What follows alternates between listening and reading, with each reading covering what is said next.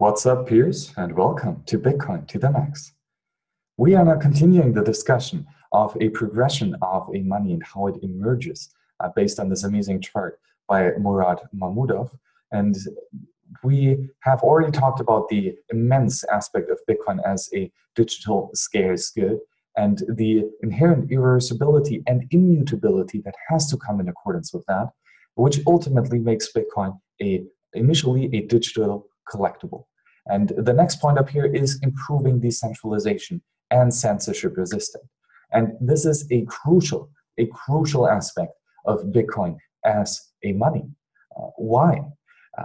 If you have a central point of failure, if you have a centralized party that is in control of the money, that can issue changes and thus break the immutability of the monetary system, this can and is being misused. It just happens so that if you print money for yourself, if you issue new money units, and thus change the consensus rules of that money, maybe adversarial so, then this might be at your advantage and at others people's disadvantage. So we have to make sure that this is not happening in a true, sound, and good money. In gold, gold is extremely decentralized, right? It's all over the place, and it can be mined by everyone, it can be minted by everyone, it can be handled by everyone.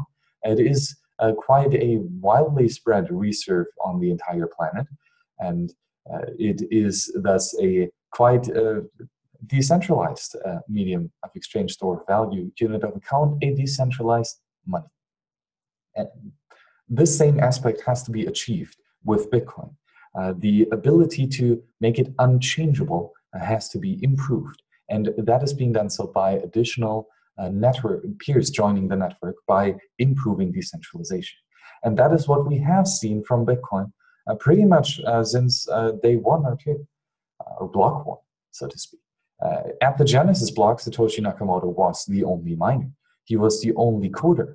He was the only holder of Bitcoin, and he was pretty much the only network participant. Extremely centralized. But then with the joining of Hal Finney to the Bitcoin family, we have increased the decentralization and thus the censorship resistant aspect. Because if Satoshi would have left the first day, then nobody probably would have continued. But now that Hal Finney was there on the second day or one of the days later, he then had a partner and had someone who might continue the network even if Satoshi left. So this already increases the censorship-resistant aspect and, of course, improves the immutability and irreversibility aspect of the entire digital scarce good, which is Bitcoin.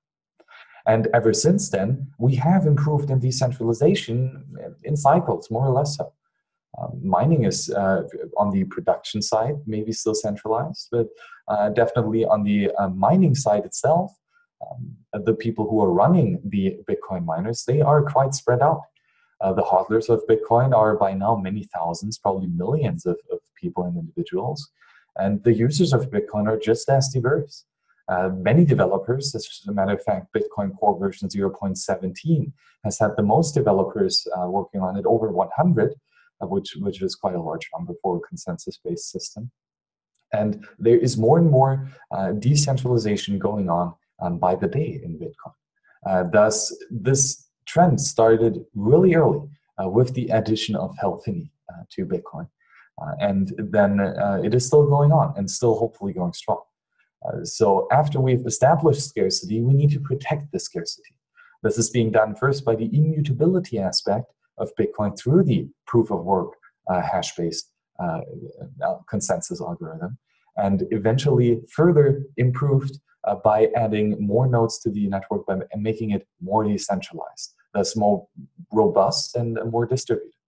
So that is a nice aspect of Bitcoin in its progression towards the true full global monetary money base, which is the one true sound money.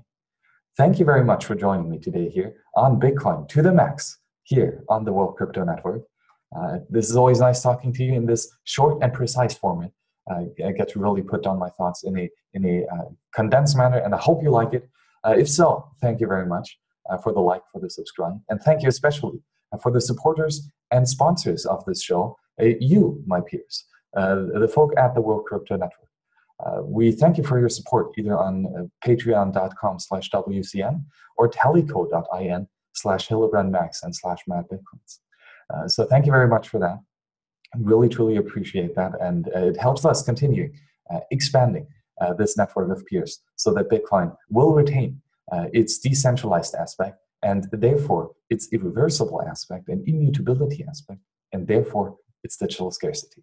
So we are on the forefront of making Bitcoin last and hopefully continue this beauty of a money system. Thank you very much for joining, and see you on the next show.